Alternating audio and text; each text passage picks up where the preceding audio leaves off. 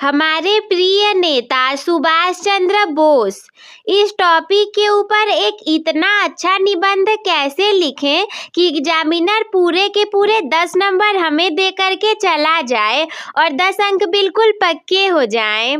तो board exam 2026 के लिए कक्षा 10 और 12 में पढ़ने वाले स्टूडेंट्स के लिए आज का ये वीडियो रामबाण सिद्ध होने वाला है। अब रामबाण क्यों सिद्ध होगा?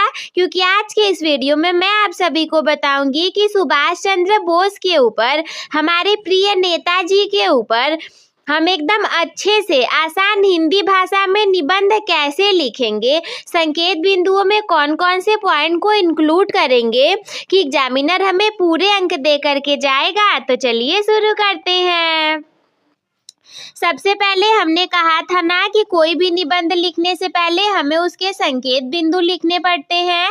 तो इसके संकेत बिंदु में हम कौन कौन सी चीजों को लिखेंगे, ये यहाँ से कट कर दीजिए। वन प्रस्तावना वाला आपका पहला है, ये प्रस्तावना वाला पहला है। जन्म और शिक्षा दूसरा है।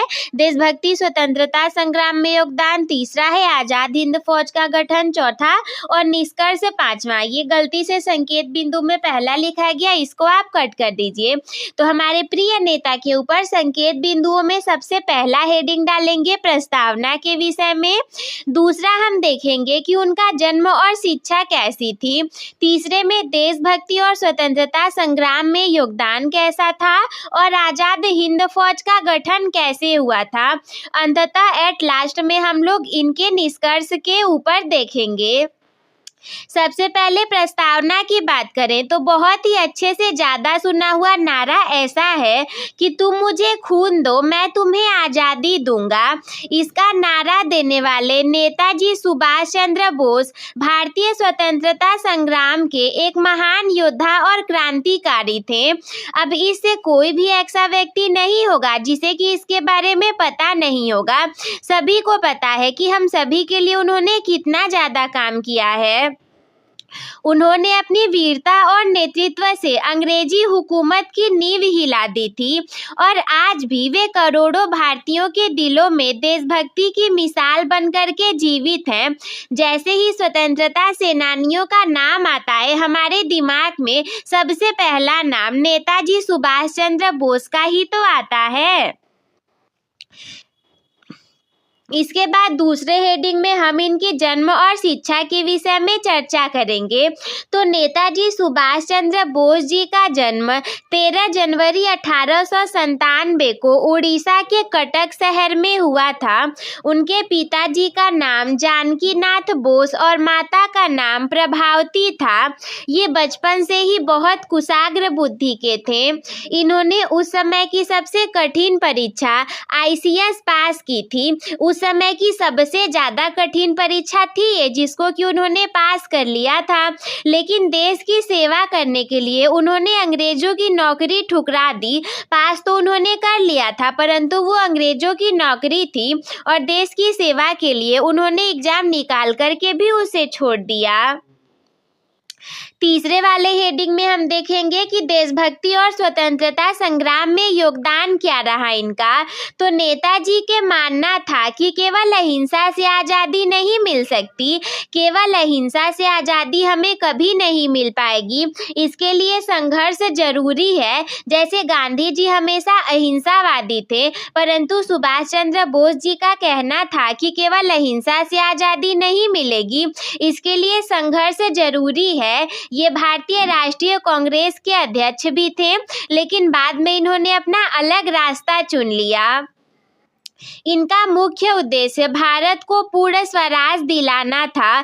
इन्होंने देश के युवाओं को एकजुट किया और उनमें जोश भरा। उस समय में जब सारे लोग इतने अलग अलग रहते थे, उस कंडीशन में भी सुभाष चंद्र बोस ने सबको एक साथ किया और देशभक्ति का जोश भरा था। सारी चीज़ों को आप समझ जाएंगे तो केवल खुद से बना करके लिख देंगे। हेडिंग अच्छे से होना चाहिए और उसके अंतर्गत खूबसूरत हैंडराइटिंग में लिखा हुआ होना चाहिए। अगला है कि आज़ाद हिंद फौज का गठन। दूसरे विश्व युद्ध के दौरान उन्होंने भारत के बाहर जाकर के आज़ाद हिंद फौज की कमान संभाली थी।